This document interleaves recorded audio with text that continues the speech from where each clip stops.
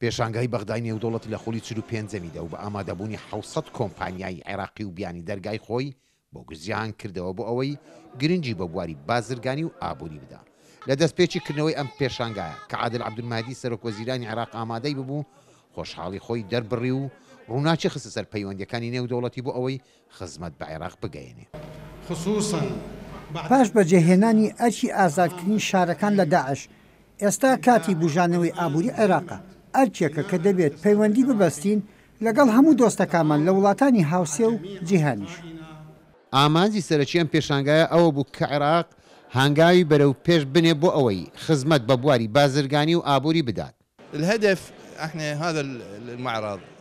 ئەم پێشانگایە دەرفەتێکی باشە بۆ عێراقیەکان و کۆمپانیا بیانیەکان کە لە نزیکەوە لە بارودۆخی عێراق تێبگەن و بۆ ئەوەی بەرچاوڕوون بن لەبارەی هاوکاریکردنی عێراقەوە.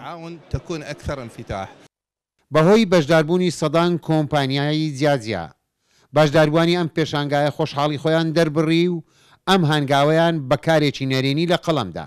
4 ساڵە لە عێراق ئەزمونمان هەیە و کۆمپانیەکەمان 20 لە قیلە لوبنانە و لە عێراقیش 2 بنکەمان هەیە. ئەزمونێکی سەرکەوتومان بووە بە بەشداریکردنی 2 جاریتر لە پیشانگای بەغدادی نێودوڵەتی ئەم بەشداریکردنشمان سەرکەوتوو دەبێت. پاش لە ناوچوونی داعش عێراق بەرەو دوورەوە دەڕوانێ و هەنگاوەکانی بەرەو جیهان کردەوە بۆ ئەوەی پەرە بە بوارەکانی بازرگانی و ئابووری بدا. لە بەغداوە نەزار عەبدوڵڵا، دەنگی ئەمریکا.